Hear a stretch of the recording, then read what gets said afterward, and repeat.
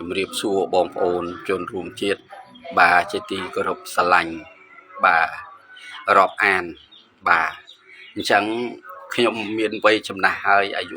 66ហើយមិនដឹងជាស្លាប់នៅពេលណាទេអញ្ចឹងយើងបាទមិនចិត្តអាក្រក់ទេបាទយើងត្រូវចែករំលែកគ្នាទៅវិញទៅមក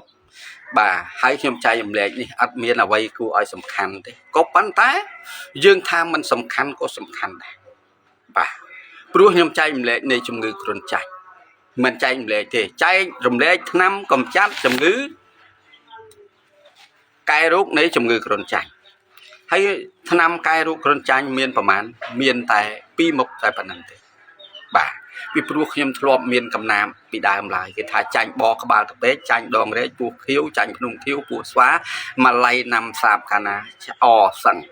បាទអញ្ចឹងតំបន់ពីដើមគឺចាញ់ណាស់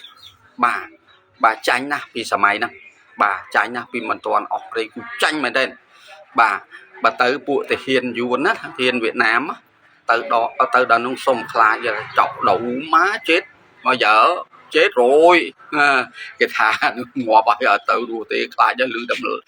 តម្លៃលឺតាមសាបនឹងខ្លាច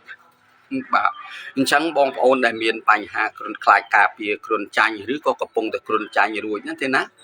បាទទី1គឺពេញប៉ោះស្រោមទី2ប្រម៉ោយដំរីបាទ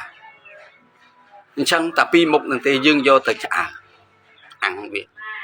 ដាក់លើប្រទេសលើចក្រានយើងគោះទៅដីឲ្យស្អាតហើយចលក់លាងទឹករឹសឲ្យស្អាតមិនបាច់លាងដើមស្លឹកវាទេបាទលាងតែរឹសកុំឲ្យថាវាមានជាតិដីរួចហើយបងប្អូនយកទៅឆ្អើរមើលទៅស្ងួតខ្លះឆៅខ្លះហ្នឹងបងប្អូនយកទៅដាក់ដាំ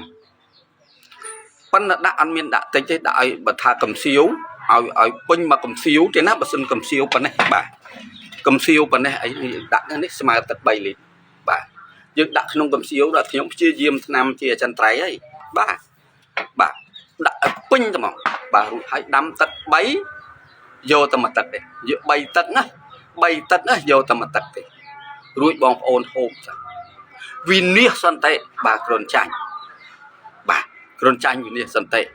ព្រោះខ្ញុំនៅខាង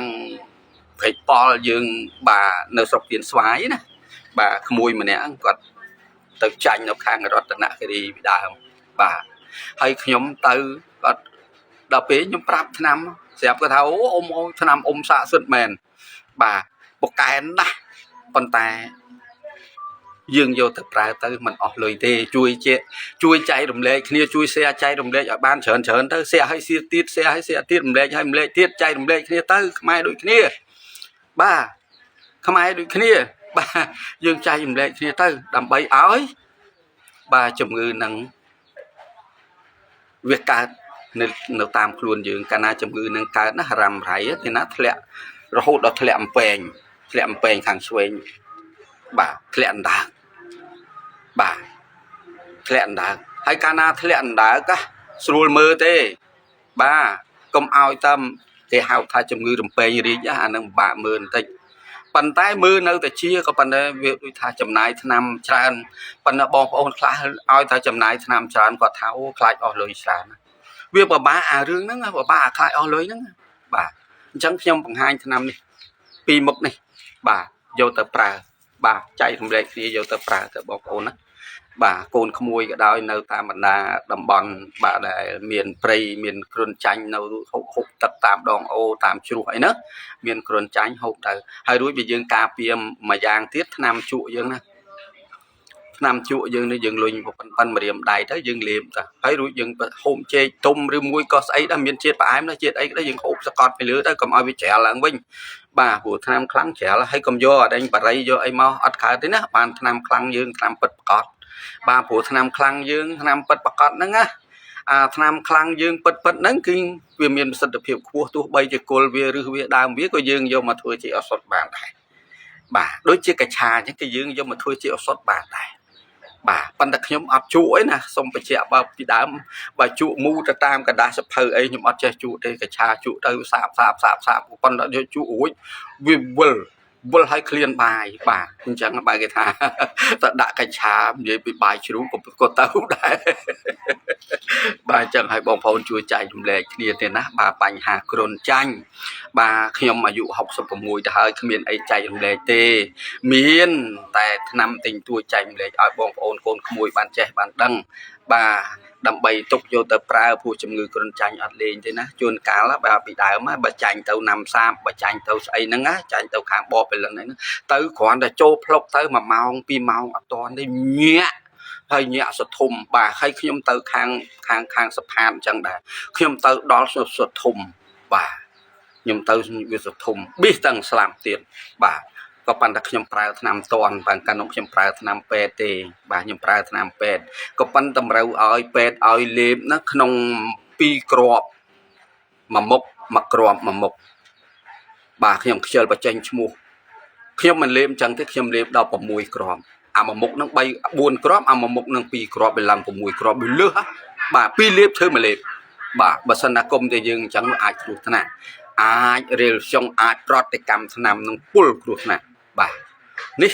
បញ្ហាគ្រុនចាញ់អត់មានលេងទេអញ្ចឹងចែករំលែកគ្នាទៅណាជួយ share ជួយអីចែករំលែកឲ្យបានច្រើនបាទពីព្រោះខ្ញុំដូចបានបញ្ជាក់ហើយកាលណាស្លាប់ទៅមិនយកទៅតាមទេវិជាអស់ទាំងហ្នឹងវាគង់តែចែករំលែកដែរក៏ប៉ុន្តែសប្តាហ៍ថ្ងៃនេះខ្ញុំនៅរកទទួលទានទៅតាមដែលខ្ញុំមើលទាយទឹកមើលអីហ្នឹងគឺខ្ញុំបាទនៅលាក់លៀមសិនបាទលាក់លៀមទិញទួចសិនដើម្បីគ្រាន់តែចិញ្ចឹមជីវិតខ្ញុំមិនដឹងរកអីខ្លួនចាស់ហើយខ្ញុំមិនមែនចេះតែថ្នាំមួយមុខនឹងជាប៉ុណ្ណឹងទេអាមរិញនេះដូចនៅកំពង់ចាមម្នាក់បាទមកដល់អាក្មួយដឹកយកទៅមើលមនុស្សទៅដល់ព្រៃដេតច្រកទឹកម្ដងកន្លះឡាព្រាហ្នឹងបាទស្រាប់ទៅដល់ខ្ញុំដាក់ថ្នាំឲ្យហូបទៅមានអីរួចមក3 4ខ្ញុំទៅជើងក្រោយងើបអង្គុយបានបាទខ្ញុំទៅអុចកដៃនេះឲ្យបាទអុចឲ្យបាទជាទៅហើយជាទៅសួរថាខ្ញុំកំណត់លុយអត់ហ្នឹងខ្ញុំអត់មានកំណត់ទេប៉ុន្តែគេឲ្យមក40,000លុយខ្មែរដែរបាទគេជូនបាទគេជូនទៅវិញទេអាហ្នឹងបាទប៉ុន្តែមរិញតាមថាត្រូវយករាប់រយដុល្លាររាប់ពាន់ដុល្លារមិនត្រូវបាទមរិញខ្ញុំអត់អួតទេបាទ